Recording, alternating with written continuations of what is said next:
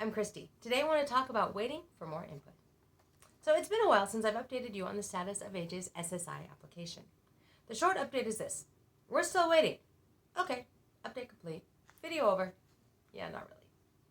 So let's look back over this process, and what a process it's been.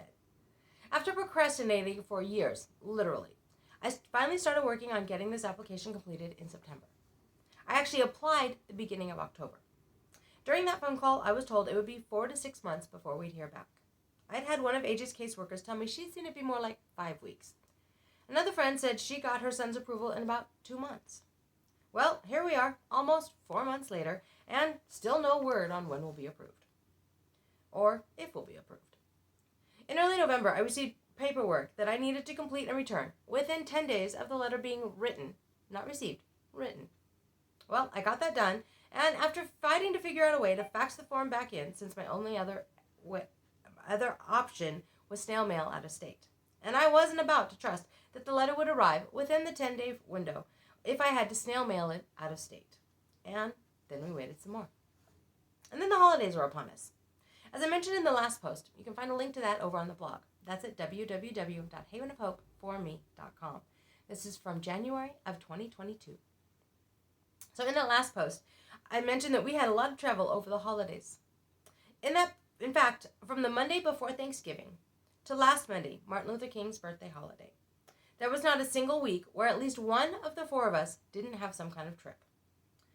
Destinations included Colorado, Texas, Washington, D.C., Wyoming, and California. Now, fortunately, only the Colorado and Texas trips were for all 4 of us, but still, it was a crazy couple months. Now, of course, not all trips could go smoothly. That would make life too easy. Fortunately, the worst thing that we had was a delayed flight home for Sean, which was only about an hour, so not too bad. And then getting AJ into the car to start the trip to Texas. But we'll get to that in a minute. But now that it's all said and done, it was a good holiday season.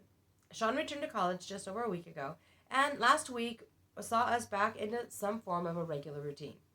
It feels good to be back in routine.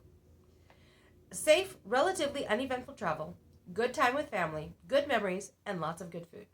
What more can you ask for? A total success in my book. Another holiday season is wrapped up and in the books. Now, getting AJ into the car to start that trip to Texas was the most eventful part of the holidays. About a week before we left, he decided that he wasn't going. He was going to stay home, and he was going to let the gal into the house when she came over to feed the cats. The 3 of us could go to Texas without him. Now, this isn't the first time he's done this to us and hasn't wanted to go on a trip with us. We kind of blew it off and downplayed the whole thing, hoping against hope that he would change his mind again before we had to leave. I should have known better. The morning we left found him in rare form. He was mad that I'd packed his clothes into a suitcase because he didn't need them packed because he was staying home. He was grumpy and arguing with everything we said or did. Not fun when you're trying to pack up the vehicle and get on the road for a long day of driving. We finally got the car packed and were ready to get in when AJ refused to get in the car. Again, not the first time he's done this to us. In the end, he agreed to get in the car, sitting in the front passenger seat. Hey, at that point, I happily switched seats with him just to get him in the vehicle so he could get on the road. We stopped for a pit stop and snacks a couple hours later. He insisted on staying in the front seat. I agreed on 2 conditions. 1, he couldn't be grumpy, and he needed to change his attitude. And 2, I got to sit up front after lunch. Fortunately, that was pretty much the end of his arguments, and he had a great time after that. Go figure. The best part, though, was as we actually started driving, he was still in a foul mood. Still totally grumpy and argumentative, contrarian, and arguing with almost everything we'd say. Again, not unexpected. Kind of amusing if you can get past the frustration of it all. I've started telling him that he's not allowed to be grumpy if he doesn't eat a snack in the afternoon, because, as I've mentioned before, he gets really hangry. And then that leads to arguing and grumpiness, and not fun for anybody. So, when we stopped for snacks and he wanted to sit in the front again, I told him he wasn't allowed to be grumpy if he was going to sit in front. And he needed to change his attitude.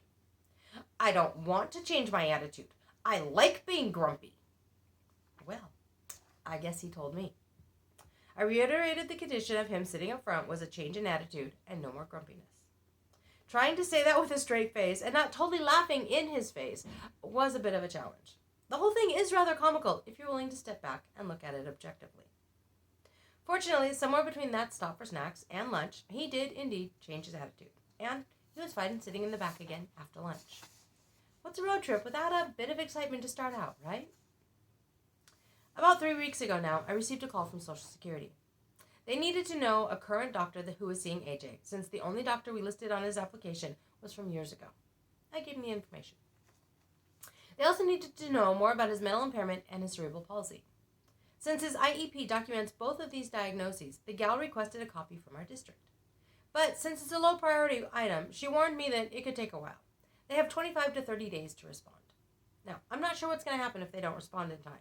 And, complicating that, our district shut down last weekend for a 5-day pause in an effort to stop the rapid spread of COVID and be able to keep schools open and meeting in person. No buses, no activities, no nothing for students. Teachers and staff had 1 or 2 staff development days, but nothing beyond that. So, here we are. Almost 4 months later, and no clue where our application stands. I do know that if this new round of information isn't sufficient, and I was warned it probably wouldn't be, they'll send us to one of their approved doctors to confirm everything, which means more delay in getting a decision. Suddenly, 6 months isn't looking so far off, and I'm not actually holding my breath that we'll get an answer by then. But who knows? The optimist in me is still hopeful, and I'm grateful that we're not on a tight deadline to get this approved.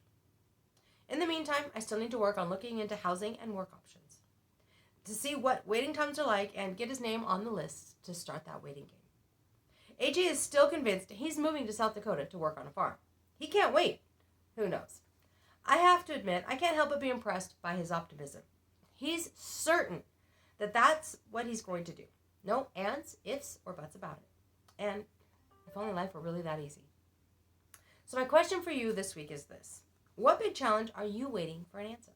I'd love to hear your update. You can leave me a comment below, or you can leave me a comment over on the blog. Again, that's at www.havenofhopeforme.com. This is from January of 2022. If you prefer, you can always email me at Christy, CHRISTY, at havenofhopeforme.com. I'm waiting as patiently as I can so that I can continue to say that life is good and there is never a dull moment.